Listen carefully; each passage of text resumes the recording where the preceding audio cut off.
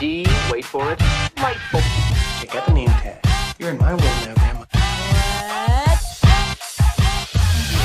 What's up, nerds? So I'm coming at you today because I'm doing this breakdown for episode 5 of season 2 of The Bad Batch.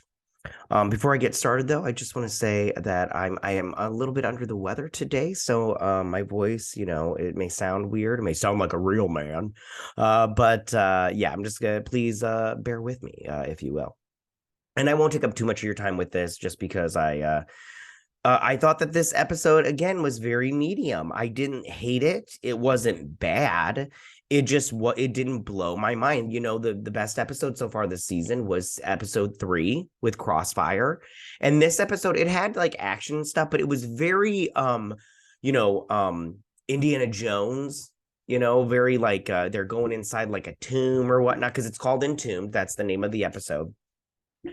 And I have to say, like, it was fine. Again, it was fine, but it wasn't, like, I wasn't all like, yeah, this episode is awesome. And I just have to say, I know that I think this is 16 episode season, but I just have to say, like, can we hold off on the filler episodes until, around, episode 8, give or take? Because I just feel like with this kind of like stagnation of good episodes, why would I tune in? Like, why? If I was not a diehard Star Wars fan, why would I tune in? Especially because I don't think that The Bad Batch is one of those shows that it's a must watch. Like, I don't think so. Like if they said another season of Clone Wars, they're always like, this is the last season of Clone Wars. But if they did another season of Clone Wars, I'm like, I'm there. I have to be there. I have to watch it, because Clone Wars was like usually pretty good. I know a lot of people complain about the first 2 seasons and everything, but there were some pretty good episodes in the first 2 seasons.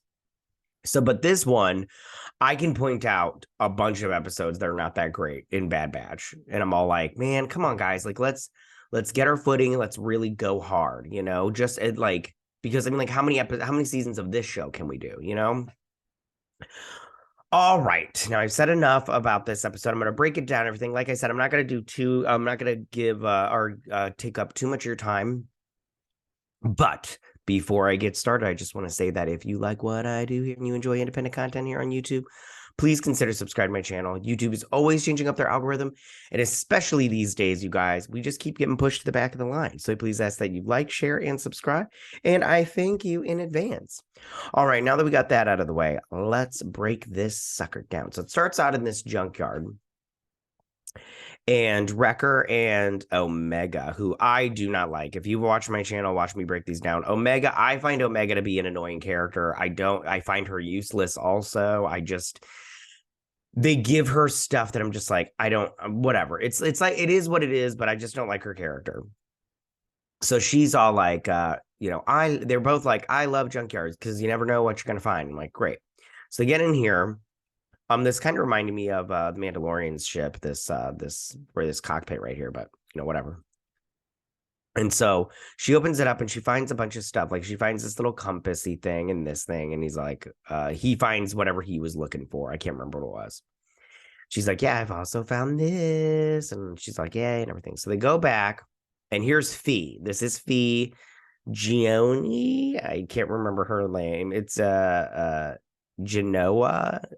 Her name is Fee, like V, but with a PH. Anyways, and she's telling this story about, how she was grappling these tentacles of an ectomorph, I think she called it. I don't remember, but it doesn't matter because I looked it up. It's not a real, at least so far, I couldn't find anything. The closest I found was when I typed it into Google is like the big worm from Empire that the Falcon is inside. But I'm like, she wasn't wrestling tentacles from one of those. She was just getting eaten if she was messing with one of those. So telling the story, these guys are all like, oh my God, what happened next? And they're like, this story changes every time I hear it. And I'm like, oh, that's fine. She's a pirate, an explorer. She likes to exaggerate her stories, get her reputation up, because that's what it's all about. It's all about reputation. So then they come in and they set the stuff down, and he's like, you got a lot of junk. I like the tech guy. He's my favorite tech. And she's all like, yeah, this is pretty useless and everything. But this, she's like, ooh, this right here, these look like coordinates. By the way, Wanda Sykes does the voice for Fee. And I'm telling you right now, the whole time I couldn't see anything but Wanda Sykes. Like, I'm just like, you guys might as well have just like digitally animated Wanda Sykes because I couldn't. She has such a distinct, it's like Rhea Perlman does Sid. It's like all I can see is Rhea Perlman every time they do it because they have such distinct voice. It's like as soon as I see that or hear their voice, I don't need to a character because I see them, you know. So then she's like, these are coordinates. She's like, Marv or whatever the name of this robot is. She's like, yeah, it leads us to a planet or whatnot. I can't remember the name of the planet. It's like something Sorrel or something like that, or I don't know. So they decide they're gonna go because there's like they're gonna go see what it's all about on this planet, and there might be a treasure. I can't remember if she says it now, but the treasure is this thing called the Heart of the Mountain, and I'm all like, what is this? A Lord of the Rings movie? The Heart of the Mountain. So they fly here, and I can't remember what they're talking about. She's telling her a story about how she got some kind of blade, I think, or whatnot, because I remember because he puts his blade in his little holster thingy. So we land here on this planet, and it's looking pretty gross, you know, nothing special, but it's all about this mountain right here. Which again, I'm all like, okay, hold on one second. Sorry, you guys. Even though I'm sick, I know you're not supposed to drink like coffee and stuff like caffeine, but I need it. I'm so wiped out and I need to finish this video today. Sorry, you guys. I know you're all like, I don't care and everything. Okay, so they land on this planet, which is looking pretty gross. Like it's pretty dead. It's pretty dead. And they land and they get out and everything, and they're walking towards the mountain. And she's like, they're talking about how this planet is older. It's like the older than the ancient or something about the ancient ones. And he's like, you mean the Jedi? And she's like, older. And they're talking about how it's like, you know, millions of thousands of years old or whatever. And they find this entrance, this mountain entrance, and they go inside and they find this little area. And so they Tomb Raider it up by they move these little things and they have to move these they have to slide them and stuff and because it's circular. She's like, a little help, and he comes and helps, and they push the wrong one and it falls. So then Omega, she uses the compassy thing to see that there's some glowing stuff, which I just want to say, who used that because they didn't clean up after themselves, naughties. So she's got the black light. We're just gonna call it the black light. So then they move all this stuff for the black light and they get the doorway open. When we go through the doorway, oh, I forgot to do it. Hold on. We gotta go back. You guys. I forgot. When they go into the hold on, we gotta go way back, way back when they go in here. So they go in here. Hold on. When they go in here, there's somebody over here. There's like this thing right here, this creature. A creature. I thought I thought it would pop up at it later and be like, I'm the last survivor of this planet. No, but they weren't. Okay. So they get through this door, right? Okay. Oh, yeah. So they get through this door and they're going down this hallway. And I can't remember what they're talking about now. It really doesn't matter. But they're like, what's his face? Leader, bandana. They're all like, oh my goodness. They look up, there's this big hole, and out pops this creature. He's scary, and attacks him, and he's got his little horns and everything, and they're shooting at him, and they're kind of getting him, but he runs away because he breaks off one of his little horns. Sorry. I know you're like, stop apologizing, stop doing it. So like and they get cut off from the rest of the group. So right now it's just Fee, Bandana, and Omega, because you can't have anything without Omega in it. I do not like Omega. She's like literally just like the worst character. And I know you're gonna don't try to name worst characters in the comment section. I won't hear it. I don't care. Although I do read your comments. I appreciate all of you. I really don't like this character. She's so obnoxious. Maybe it's because she's a kid, and don't get me wrong, I like kids, but kids can be quite annoying. And in shows, they have a tendency to ruin everything because they just do dumb stuff. So maybe that's why I don't like her, but I just don't like her. Yeah. So anyway, so they're figuring all this stuff out, and they're going down this hallway, and they try to step on these things, but the floor collapses underneath them. So she's like, it's on the ceiling. Like, somehow we need to get onto the ceiling. So she sees this little thing in the wall and she puts the compass in there and it turns the on, and then it turns the ceiling upside down, and she's like, it won't come out, and she's like, the planet has reclaimed it. And I was like, I thought that was a pretty good line. I liked that line. I was like, that's actually pretty good. Like, the planet reclaimed what is it. So then they walk across this thing and they get to this door, and then these guys, they're trying to follow it, and they end up meeting these guys back at them because they're like, what took you so long? And they're like, what kind of contraption is this? And she's all like, maybe sometimes, baby, a door is just a door. And they open it up and they go inside and they see the heart of the mountain.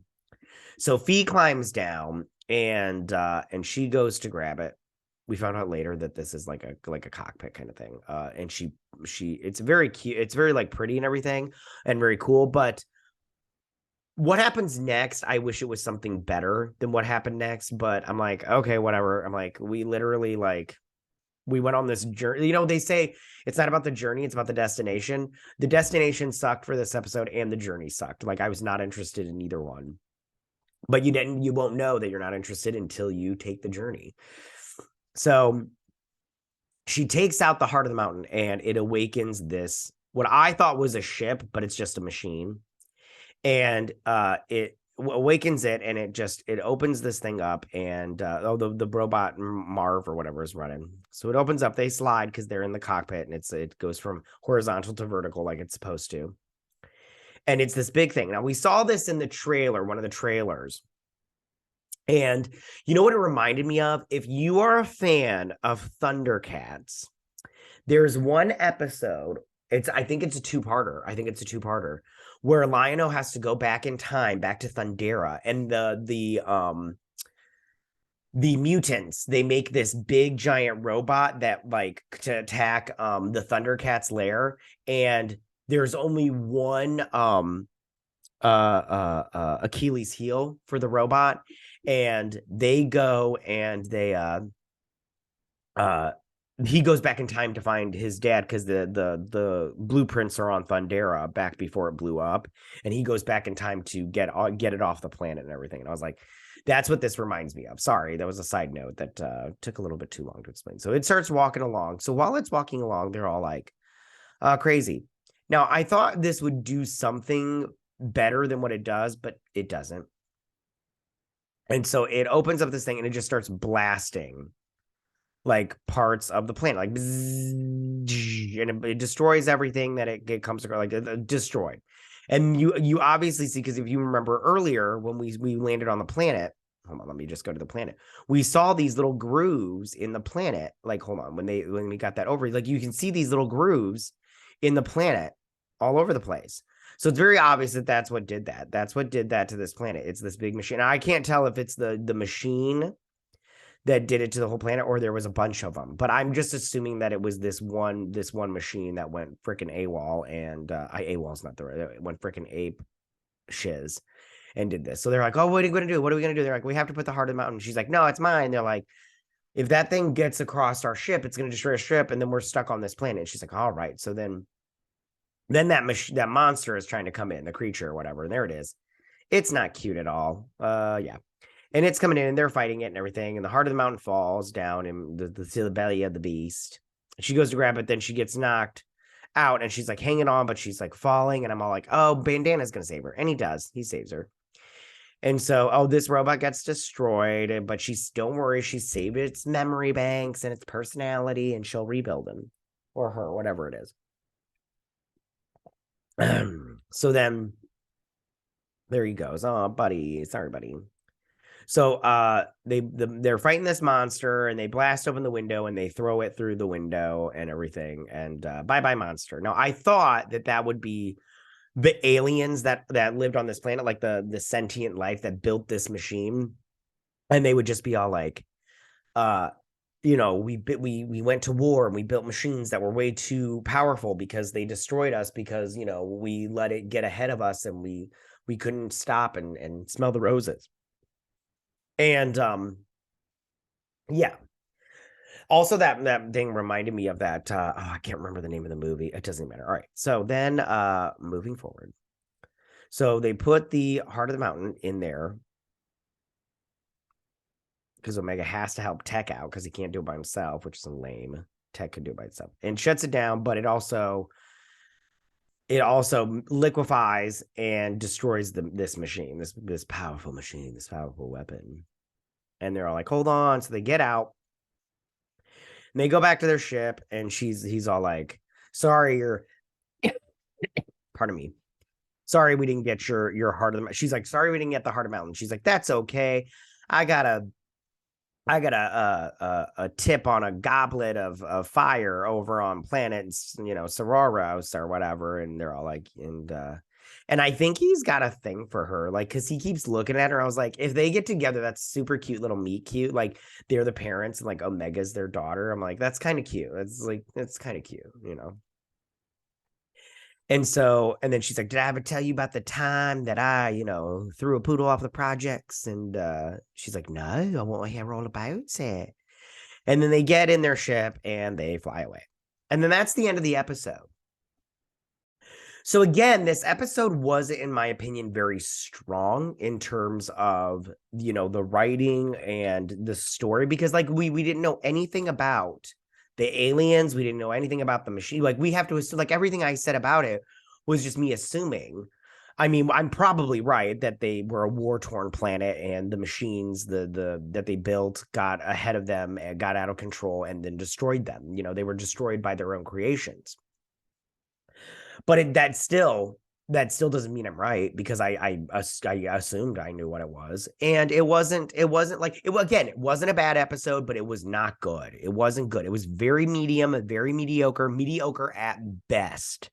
I mean, and some people, but it was a filler episode. It was a filler episode, and I wish that they would. I wish, if they're gonna do filler episodes, then okay, I get it, because you have to do filler episodes. You just have to. Every show does it, which I'm fine with. But next week needs to be a banger. This was not a banger.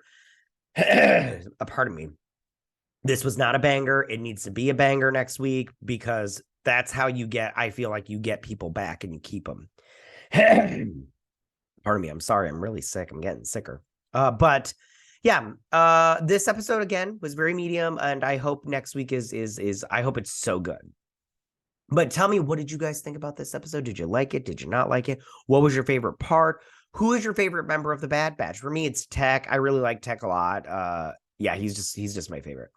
But yeah, tell me what you guys think. Go ahead and leave all your comments in that section down below. If you like this video, go and hit that like button. I won't mind. If you're new to my channel, please hit that subscribe button. I'd greatly appreciate it. And I will see you guys next week on my Bad Batch weekend breakdown and review. You guys have a good week. Bye.